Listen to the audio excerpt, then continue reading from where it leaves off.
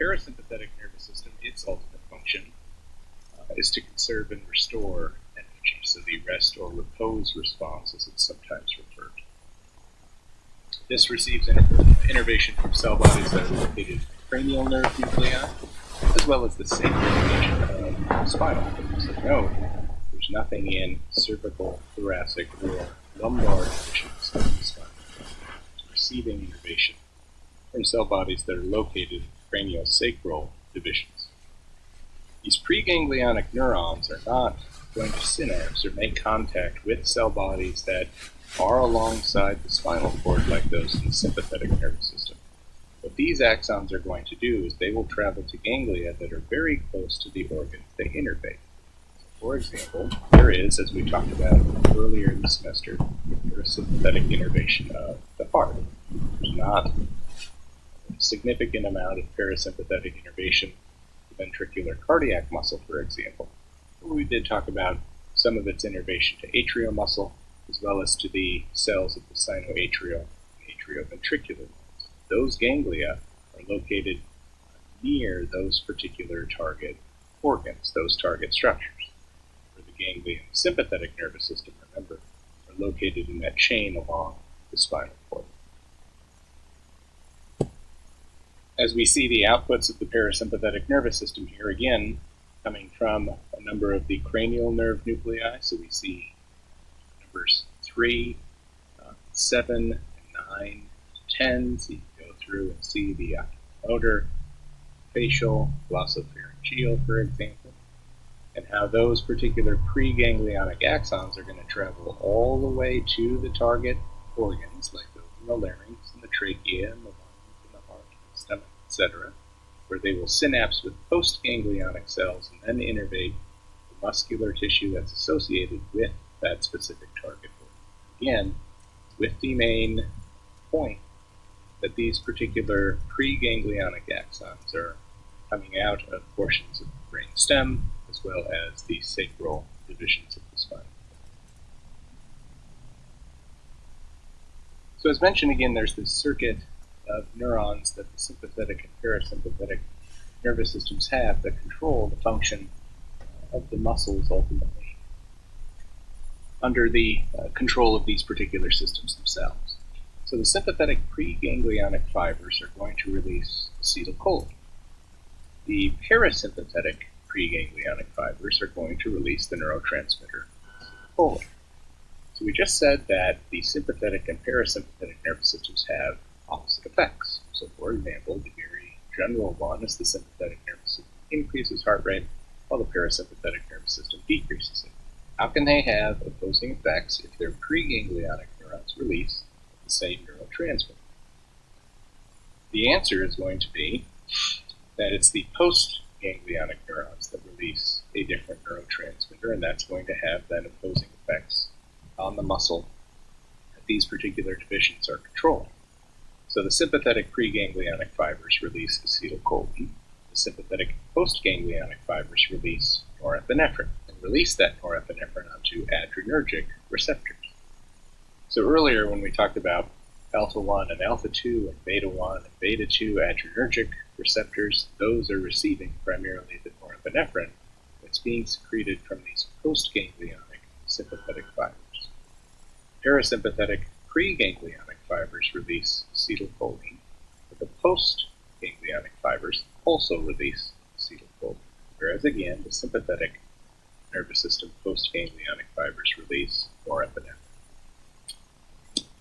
What's more, remember, there is a difference in terms of the length of these particular preganglionic and postganglionic fibers of the parasympathetic and sympathetic nervous systems. And if you just look here at the autonomic nervous system divisions here, we can see the parasympathetic nervous system, whose preganglionic cells arise from the central nervous system, releasing acetylcholine onto cells of peripheral ganglia that then release acetylcholine onto a particular target organ.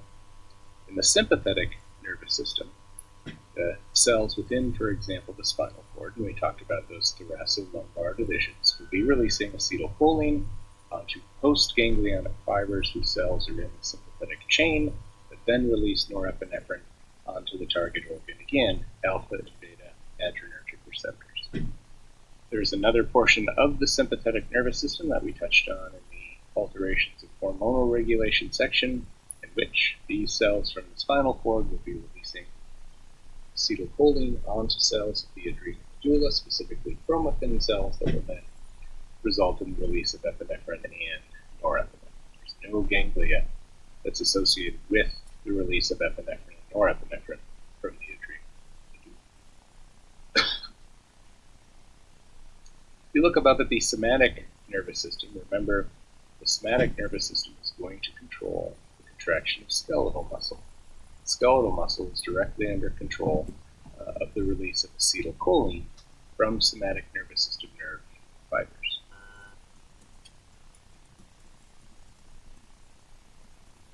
A little bit about some structures within the central nervous system. I imagine much of this information is reviewed from prior courses. The central nervous system, and specifically the brain itself, divided into the forebrain, midbrain, and hindbrain. Forebrain structures include the cerebral hemispheres, for example, as well as structures within the diencephalon, the thalamus and hypothalamus. Midbrain, or mesencephalon, consists of structures like the corpora quadrigemina, for example, and tegmentum.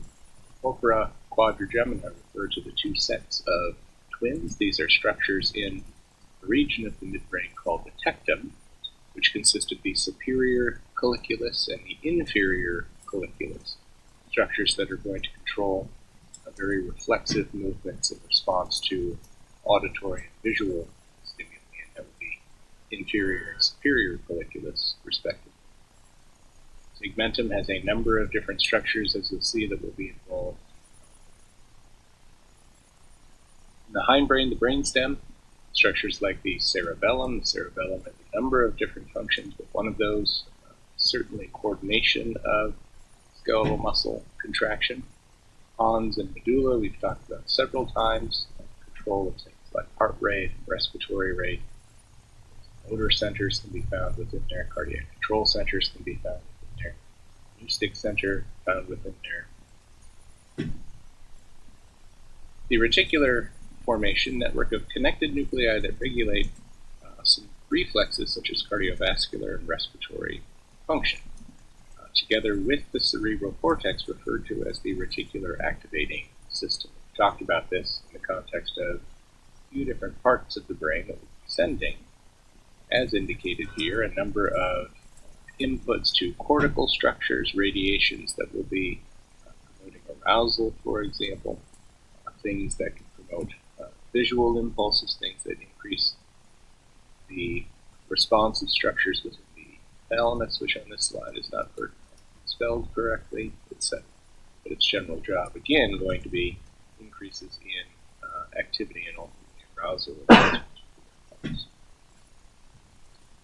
It's probably a good idea to review portions of the forebrain, for example, so when we say things like frontal lobe and temporal lobe and parietal lobe and occipital lobe, you know where those particular parts are and in general what those parts control. We see that view from the lateral surface there on the left. There is a mid-sagittal section there in the middle. It shows you a couple of things indicated in that yellow and pink color on the top, and we'll talk about those associated with it in a moment. A few definitional things you see. Lots of bumps and grooves, lots of convolutions on the surface of the brain. A bump is known as a gyrus, G-Y-U-R-S. Those grooves are known as sulci, S-U-L-C-I, or a sulcus would be singular of that. A very large groove known as a fissure, so you can see the lateral or sylvian fissure that's separating the temporal lobe from the frontal lobe, for example. One sulcus I'd like to point out on that picture on the left is one known as the central sulcus. The central sulcus divides the parietal lobe from the frontal lobe, and it's going to be dividing some very important tissue, one from the other, found in a bump that's anterior to the central sulcus, known as the precentral gyrus, and one that's behind it, known as the postcentral gyrus.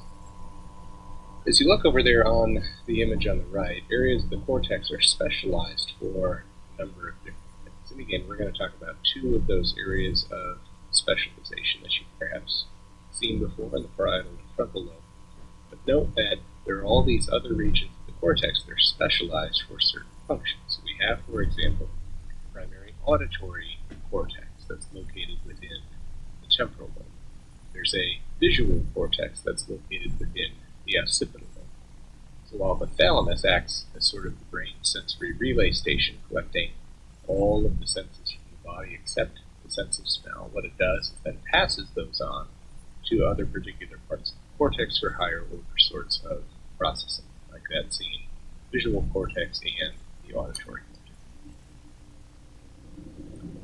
What we see in the forebrain, right at the level of that central sulcus as we divide the brain at that portion, is a pre-central gyrus and a post-central gyrus that consists of cortical tissue. That's the brain's sensory map and the brain's motor map.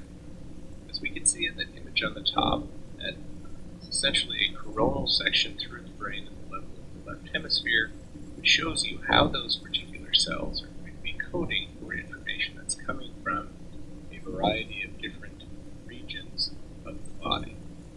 A couple things to note. Note how the regions of the body do not essentially relate to the superior and inferior organization of all the different parts of the body. So it doesn't start with the top of the head and make its way down to the feet, for example, as we move, say, from medial to lateral, dorsal to ventral in that particular map.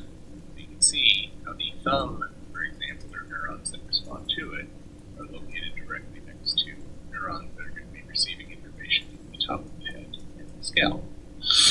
Also notice how there are certain portions of the body that are ultimately misrepresented in terms of size. What that's going to indicate is how many neurons are receiving information from those particular parts, and is an indication of ultimately how sensitive we are in those particular areas. So there are areas that are overrepresented, such as those associated with the face and those associated with the hands, for example. We have many more neurons there that are controlling sensory information in those parts of the body than we do the trunk, for example, which indicates really high sensory activity and really high ability to detect and differentiate sensory stimuli in those parts. We see a similar sort of map in the pre-central gyrus. We just talked about the post-central gyrus, where you find what's known as somatosensory cortex, a map of sensory information is detected by parts of the body. And on the bottom we see the primary motor cortex, again located in the pre-central gyrus of the frontal lobe. Here we see a map corresponding to a number of different parts of the body, here referring to the skeletal musculature that's associated with those parts. So we can very finely move muscles of the hands and fingers, for example. We can make very specific facial gestures. We can move the tongue in such a way that allows us to communicate in very specific ways. You'd expect a high number of neurons present within those portions that are controlling those muscles, and that's what we see there in the pre-central gyrus. What we have up here then are neurons that are going to be receiving sensory information from a number of different spots of the body and then sending sensory information or sending motor information to the muscles that control them. So if you look on panel A there, we see a neuron on that figure on the left that's sending an axon from one of these spots in the pre-central gyrus down ultimately to a muscle as it controls the contraction of that muscle at the motor end plate. Neurons on the left side of the brain are going to be controlling the contraction of muscles on the right side of the body. There are exceptions to this, but primarily it's a left-right or contralateral control. So we see that neuron sending down an axon, and then as we move through sections of the brain, we can see it going through a portion of the midbrain, going through a portion of the pons, and then entering the medulla. We're at something called the medullary pyramid. There's going to be what's called a decussation, or a crossing over of that axon, where that axon will then go over to the contralateral side, and then move down the spinal cord, what's called a corticospinal